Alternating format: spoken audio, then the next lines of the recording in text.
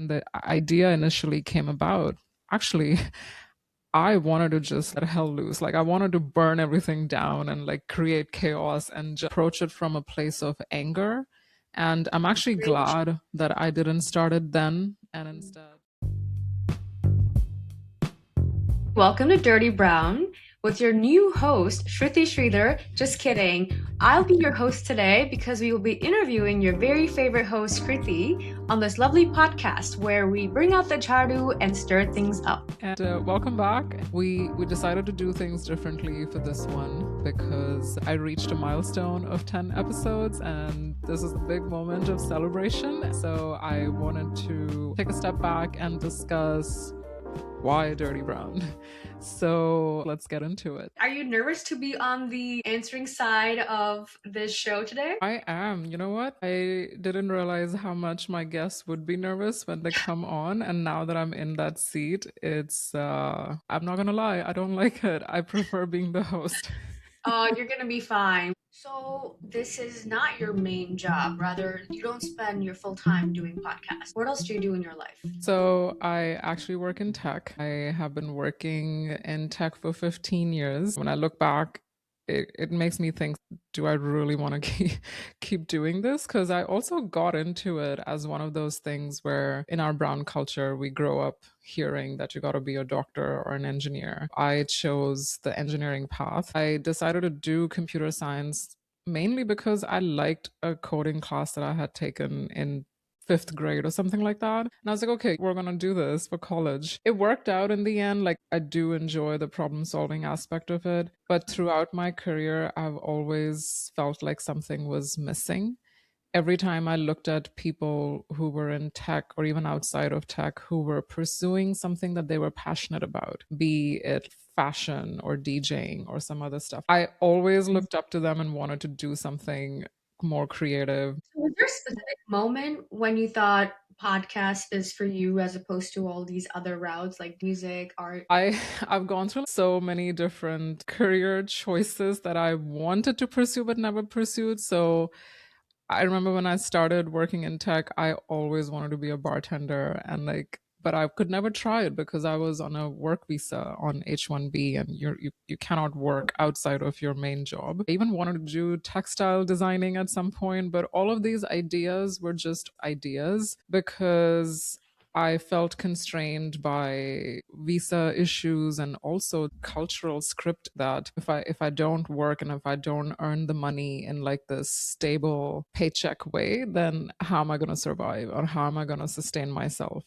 Was podcasting the thing that I thought I would do? Absolutely not. If you told me 15 years ago that, hey, you're going to be a podcaster one day, I would have laughed. I want to say COVID really was the turning point when the idea initially came about.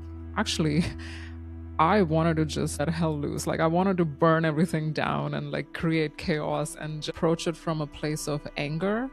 And I'm actually glad that I didn't start it then. And instead, I worked on myself, went to therapy, went through a healing journey. And when I started it now, it actually came from a place of empowerment and positivity. Wonderful. How would you describe Dirty Brown? Like, what is it covering? If you had to just tell one sentence to somebody to be like, this is what my podcast is about. I describe it as a space for any brown woman who has felt misunderstood or has tried to fight the cultural expectations in some way but has felt alone in that fight or is just exhausted with expectations. It's a space to feel seen, to find a community, and to also feel empowered to continue choosing that path. Awesome. Let's talk a little bit about the name. Dirty Brown. It's a bold name. It was actually inspired by this podcast I used to listen to called Call Me Daddy. I liked the naughtiness of it. And when I thought about the podcast, it was also like it was in my early 30s when I came up with the idea. And I remember Dirty 30 is a thing. And so I went with the name Dirty Brown. And from my perspective, it was actually a perfect translation for the Hindi phrase, Ladki Bigad Gayi. so, So dirty brown to me meant she's the brown good girl who is now dirty. So Love it, love it. That's awesome. Let's dive a little bit more in terms of what themes you've explored so far, where the show is going, and what themes you would like to explore that you haven't. If you go back, you initially launched with a little bit of mix of everything. you would think that as a product manager, I would have a clear answer to this. But that was really not how the journey for Dirty Brown started. It was one of those things where, you know, how when you think about something for a long time and then it reaches a point where every waking, breathing moment, you're just like, I need to do this, but you're not taking an action. And then it leaves you frustrated with yourself and with everything else. So honestly, the start of this was I just needed to get started. I didn't really have like a 1 year or even like a season plan, which is, by the way, a big no no when you're starting a podcast, which I learned recently. The initial episodes were inspired by things that were bugging me at the time. The first episode, boy or not, this was a conversation I had had with a friend. It kind of just shocked me that the 40-year-old woman doesn't know what a fuckboy is. And so the inspiration for the first episode was essentially helping women understand that there is something as a fuckboy and maybe you should think about what you want from that relationship. Periods was something that was very close to me. When I first got my period, I thought I was turning into a cow. So like it was quite traumatic. And so I always wanted to discuss that aspect as to why is there so much shame in the society. You know, we started talking about some of the ways media encourages the narrative of the good girl in our society. Ablanari, right? The Ablanari, yes. So the start of this was very much, let's just see where this goes. And then over time, as I, passed the mark of the third episode, you and I went on a trip where we were brainstorming, what do we do with this? And we came up with this idea that we should interview other women who are living these badass off script lives. We all go through this process of choosing things which is not the traditional script and being questioned or made to feel guilty about our choices. And oftentimes we find ourselves alone in those choices. And so the idea was born that maybe there should be a season of interviewing Badchalan women who can come and talk about their personal stories. And in doing so, other women can also find themselves in these stories and feel seen essentially. Where do you think that the next season is going to take you? I'm going to continue doing the personal stories for sure. You know, a lot of brown women, despite different hindrances, are choosing the life that they want. And there's nothing wrong with that. And if society is trying to shame you, fuck the society. Just like do what you want to do because, hey, it's your life. What I'm hearing is that you want to continue those personal stories and aspects and keep pushing the boundaries and bring on more women who are doing this in their personal lives, but also sounds like you also want to get more intimate, really lean into those stories and find things that we might find hard to talk about but experience on an almost everyday basis. Yeah, absolutely. So that's a little bit of discussion about Dirty Brown, but we can't really talk about Dirty Brown until we talk about a little bit of your personal history and how it intertwines with Dirty Brown. So tell us about yourself. Are you currently in Canada? Yes, I am in Canada. I moved here about 5 years ago. I was born and raised in India, but I moved to the US for my college where I met you. And yeah, continued working and continued my life in the US and honestly didn't really think about intentional choice of the life that I'm living until, I turned 30, really. So you've lived about close to like what half your life in India and the second half in North America? Basically. Do you consider yourself Indian? Absolutely, yes, I do consider myself Indian. However, because I have lived away from India for so long, there are times when I feel like a guest in my own home. But this has less to do with being Indian, and it's more to do with just the value system that I have developed. It's just very different from my families. So you feel like you have a strong identity where you identify as being an Indian, but when you go to India, there's a lot of conflict about the value systems that you carry, which may or may not be perceived as Indian. I don't think it's about being Indian or not being Indian. It's more about um, a sense of belonging. It's weird because that sense of belonging is not there in India or North America for that matter, because I don't consider myself American or Canadian. I do consider myself Indian, but I also feel like I'm in a constant fight with India, the person that I am. And if I want to be that full expression of myself, I find that like it would be restrictive in India. And a lot of it comes down to family dynamics, social dynamics, just day to day life with other people and interactions. And I know we're talking at like a very high level. You're right. It is very high level. Let's dig a little deeper. Let's take one aspect of your life, right? You're in your 30s and you're single, is that right? Yes.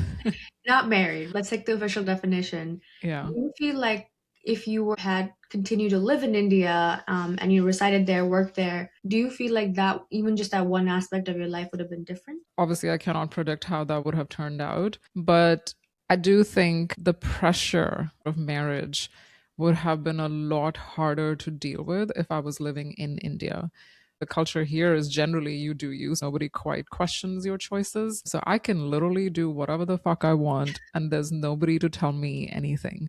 I am lucky in a sense because if somebody starts a conversation of marriage, I'm on the phone and I can just hang up. But being in India, yes, that would have definitely been a lot harder. Even now, when I go back home, the first thing most relatives ask me is when you're getting married. There are women in my family who are in their 30s or 40s and they are unmarried, and I see the type of pressure that they go through. And honestly, it's commendable that they are holding their own and not giving into it. So, yeah, the marriage pressure is real. And if I was living in India, I think I may have given into that pressure, to be honest, because sometimes it's just easier to get married and just like stop people from asking questions. Mhm. On the flip side, what is one thing that you feel like you don't have here that you would have easily had you continued your life in India? Oh my God, so many things. To start off with, just food. The food is so great in India, and I miss just also home cooked food. But to get serious, actually, the thing that I miss the most is just being close to family. I've been lucky to have amazing friends. I've had really beautiful friendships in my life in North America. But the thing that's always been missing for me is the family. And I honestly don't know what it is like to live in the reality that if I miss home, I can just take a flight for the weekend and go and see my parents or my family. Anytime I work, when people discuss, oh, how was your weekend? And somebody says that, oh, yeah, we went to our parents' place or brother's place, I feel that twinge in my chest. I find myself thinking that, oh, shit, I cannot do that. I mean, I can, but it's just like a very long flight and it wouldn't be just a weekend trip. So, in choosing this freedom and choosing this life that I have here, the cost of that is definitely a little bit of isolation from family. I think the move to Toronto was the first time I started to feel a little lonely because when I moved here, I didn't know anybody. And moving to a new city in your 30s where you don't know someone, it's freaking challenging. And I very much underestimated how hard it would be.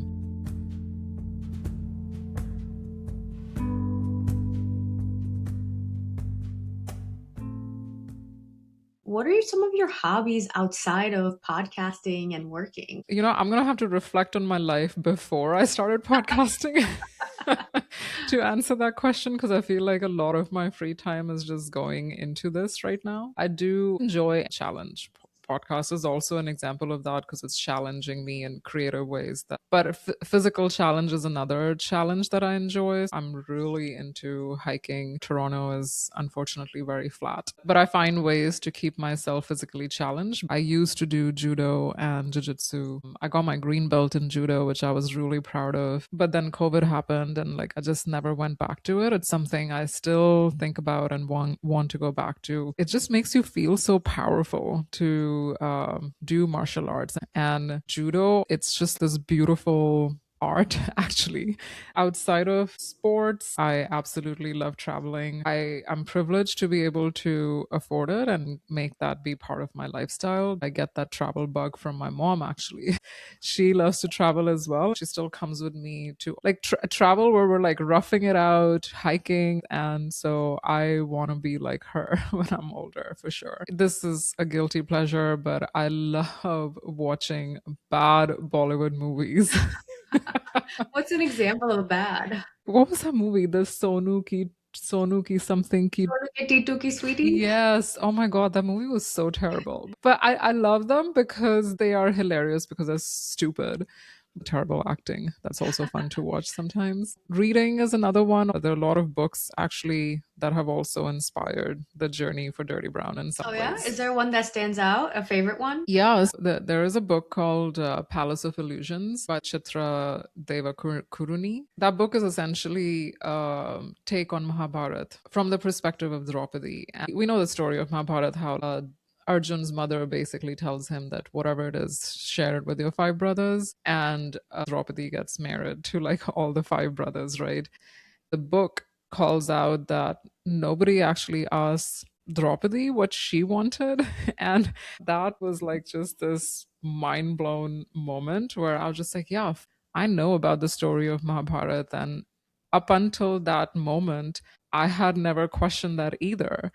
Um, as a matter of fact, I actually used to think, oh, so great. She gets to like have five husbands and must be so amazing for her. But nobody ever talks about what was it that she wanted, what was her desire, what was going on with her, what she felt in terms of this choice that was made for her. And it just sort of made the feminist self that I was turning into even stronger. And another book that I'm reading right now, it's called Bad Daughter by Sangeeta Pillai, which I will let you know once I've read it how it is. Wonderful. Would you ever want to speak to these authors? Bring them to your podcast, interview them? Oh my God, yes. Actually, like one of my success metrics for Dirty Brown is to have these authors that I was so inspired by. And also learn what inspired them to write those books. Especially Chitra, that perspective was just so new to me that I am very curious how that happened for her. Yeah, it would be a dream, and I would love to be there, be the silent audience. Of course. From everything I'm hearing, from my personal relationship with you, but also just from hearing you talk about it, do you feel like you've led a full life so far? If you had asked me this question a few years ago, I probably would have answered it differently, where I would have said no, because a big part of me kept feeling that something is missing. But now I'm doing something that I love, and which is completely my choice, and I'm pouring so much love and energy into it. It does feel like, yes, I'm living a full life, and not just like my passion too, right? I am an independent woman. I spend on myself, I spend on experiences. I'm a big foodie. I like spend on all these extravagant food experiences. I love to travel. Now I'm doing the podcasting and everything. The only couple of aspects that I'd say where I feel like my life is not full is from a perspective of just the isolation that I feel sometimes from living away from home. um but other than that, yeah, with friends and relationships and everything, I do feel, yeah, like it's a nice life. What is one thing that you're looking forward to aside from your podcast this year? Not to brag, but I started this year with like a bang. I'd wanted to do this trek for a very, very long time. It was one of my bucket list treks. So the year started out so strong that I kind of feel like I did what I had to do for the year already.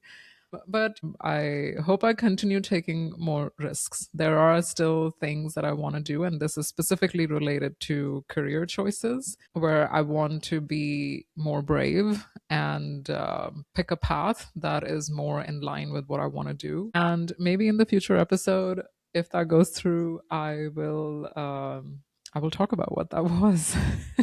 Wonderful. So take me back a little bit on your journey before Dirty Brown while you were in India. Are there things in your life that inspired you, especially in the themes that you experience or the way you describe a Badchalan Aurat as an example? Honestly, like the whole Badchalan Aurat thing is, it's a bit of a joke too, and it's also very dirty brown branding. I don't think I ever explicitly thought of myself as a Badchalan, but I did think of myself as a difficult, uncompromising individual because this was something I was actually told By your family? Told by who? by family or even just society. My dating choices have not been the best in the sense like my family wouldn't necessarily approve. My parents have become a lot more understanding now, but there have been times where they weren't fully bought into the idea of this person that I was dating. And it took a bit of understanding on both sides as to where they're coming from, where I'm coming from. In a way, it was great because it gave us the opportunity to just talk through things and understand each other better. And I realized that their concerns around my dating choices were sometimes just coming from the fact that they cared, and rightfully so, because this one person in question, that was an emotionally abusive relationship. So my parents were right to be concerned. Hmm. Speaking of independence, financial and otherwise, being in America is not the only time you've been away from home. Of my understanding, your education itself was at least second half of your education was in a boarding school. Yeah. So you've lived away from home since you were how old again? 13. 13. Do you feel like there's been a permanent distance since you were basically a teenager from who you have been becoming and who they get to see as part of you? My parents and I haven't discussed this a lot, but I'm sure it's there. And it's both ways, right? Like, even I feel like there are aspects of my parents that I just don't understand well because we've just been living away from each other for so long.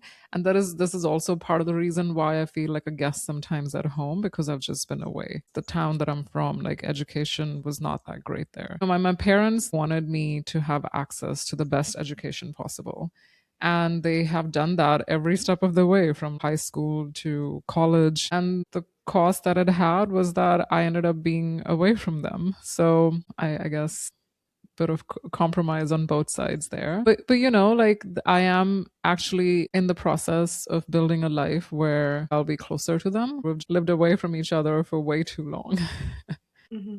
Sounds like you've had a lot of experience dealing with themes about not just being independent, like away from family, but also developing friendships, developing a lifestyle and a support system around people such as yourself, finding like-minded people, finding close connections, but also building identity and also building conversations around things that are uncomfortable. Would you say that there's still certain themes or topics that you find uncomfortable either discussing in your everyday life or particularly bringing on to your podcast? Yeah, there is so much more from my own experiences, but I still find it challenging to be fully vulnerable on camera.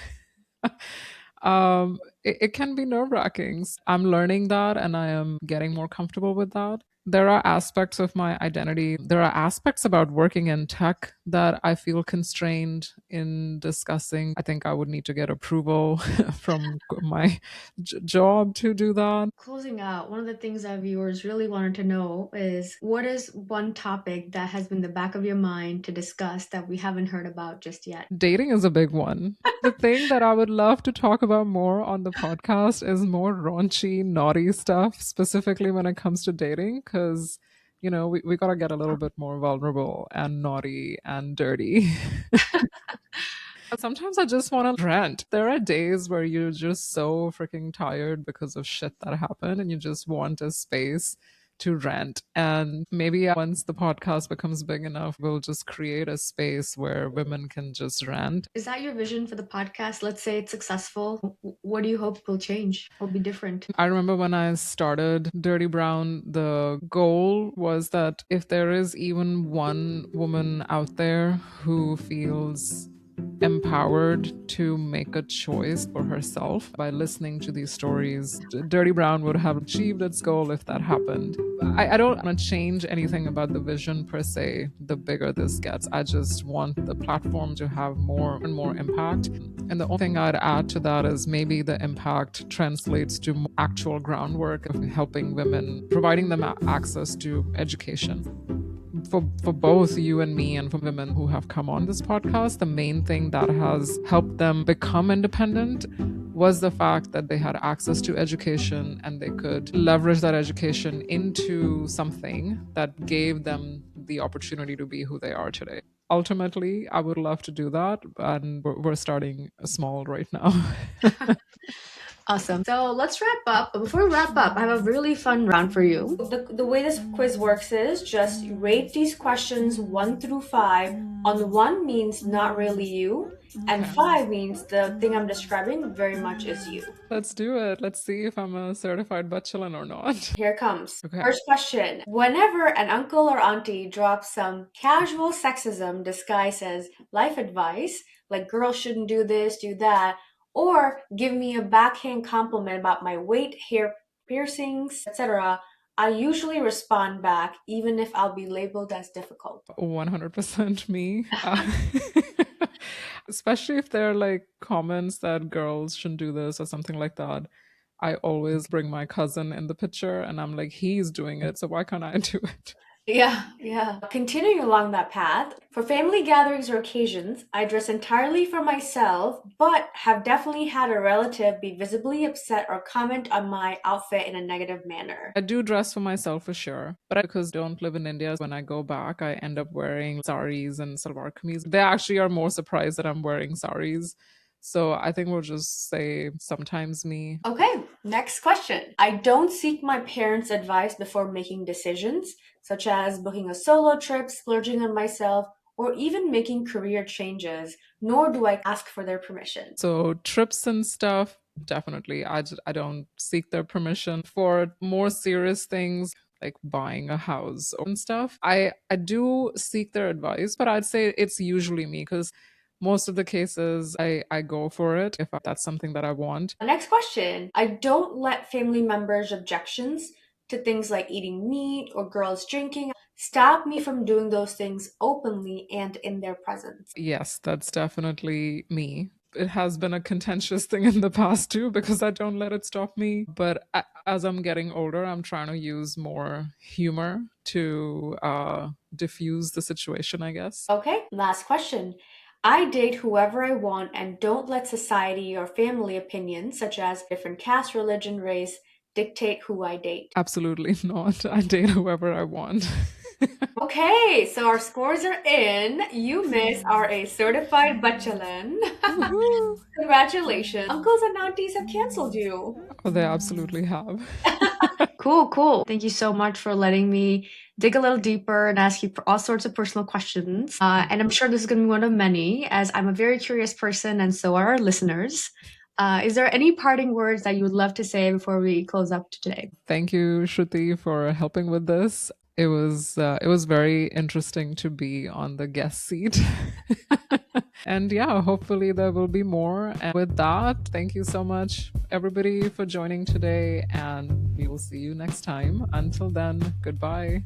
Bye. Hi, everybody. Welcome to Dirty Brown, where we talk dirty and stir things up. No, I don't think that's it, Kriti. Dirty Brown, where did you get the idea to start this?